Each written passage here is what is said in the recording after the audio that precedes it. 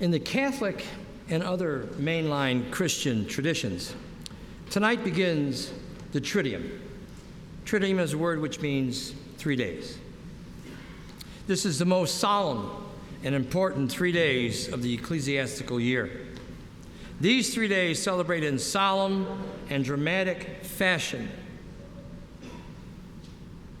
the hour of glory for Jesus, his giving of himself, his agony, his suffering, his death, and his resurrection.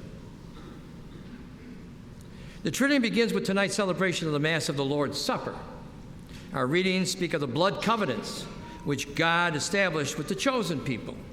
They speak of the signs of God's love and the total care that he has for his chosen people. And our first reading from Exodus, it recounts the origin of the feast of Passover. Moses tells the Israelites to set their feast at the top of their calendar, for this is the event which brought them freedom from slavery and the beginning of a new life. They are to slaughter a lamb, to put its blood on their doorposts and lintels. They are to celebrate the Passover of the Lord.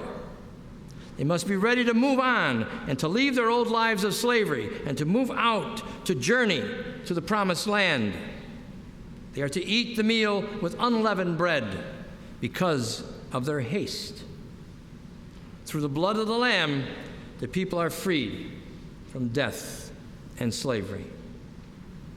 It is no coincidence that Jesus celebrates this feast of Passover with his followers at his Last Supper before his death.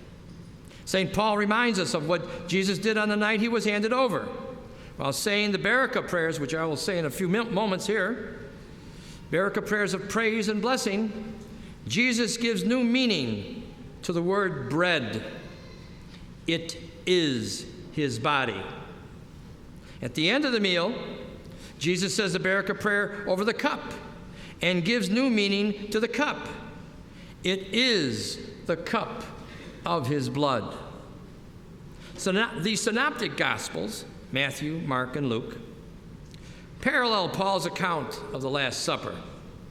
The focus of the Last Supper in John's Gospel, which was just read to you, is Jesus giving of himself in service.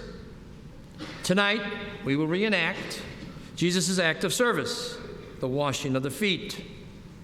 A powerful demonstration of Jesus' love occurs when he rises from the table, takes on the role of the servant, and lovingly washes the feet of his disciples.